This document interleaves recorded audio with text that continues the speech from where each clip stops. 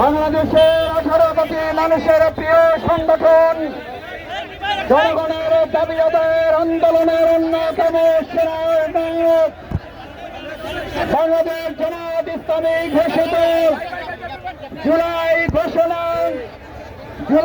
সনদকে আইনি ভিত্তি প্রদান নিরপেক্ষ নির্বাচনের দাবিতে বাংলাদেশ জামাত ইসলামী ঢাকা মহানগরে উত্তর এবং দক্ষিণের উদ্যোগে আয়োজিত আজকের এই বিক্ষোভ সমাবেশ শেষে বিক্ষোভ মিছিল এখন আপনাদের সামনে ধন্যবাদ জ্ঞাপন করবেন মহানগরী উত্তর সংগঠনের সংগ্রামী আমির কেন্দ্রীয় নির্বাহী পরিষদ সদস্য জননেতা জনাব সেলিম উদ্দিন। সংগ্রামী ভাইয়েরা আমার, আজকে যা পরিষ্কার হয়ে গেল 80% জনগণের যে অভিপ্রায় বাংলাদেশের প্রত্যেকটা নাগরিকের ভোটের মূল্যায়ন করতে হবে, সেই জন্য জুলাই সনদকে আইনি ভিত্তি দিয়ে এখন থেকে সেই সনদের ভিত্তিতে দেশ চালাতে হবে। 18 কোটি মানুষের বিশ্বাস এবং অভিপ্রায়ের বিরুদ্ধে গিয়ে বর্তমান সরকার ফ্যাসিস্ট হাসিনার মতো জনরোষে পড়বে না, এটা আমরা বিশ্বাস করি। 2 নম্বর, লেভেল প্লেইং ফিল্ড তৈরি করতে হবে।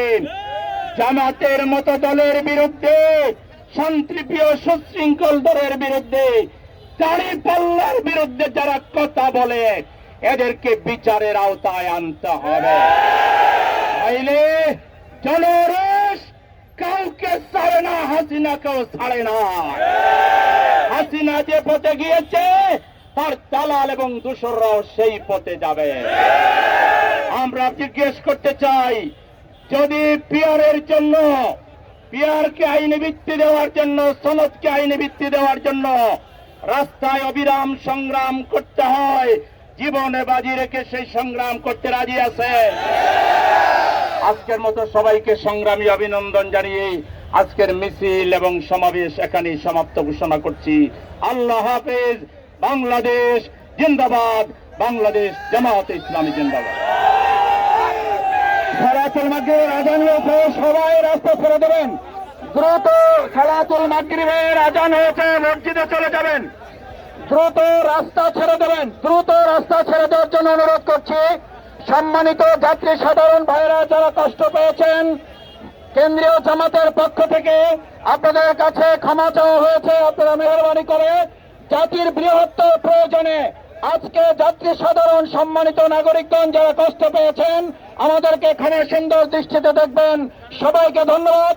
দ্রুত রাস্তা পরিষ্কার করে দেওয়ার জন্য স্বেচ্ছাসেবক সহ সম্মানিত নেতা কর্মীদেরকে অনুরোধ করছি।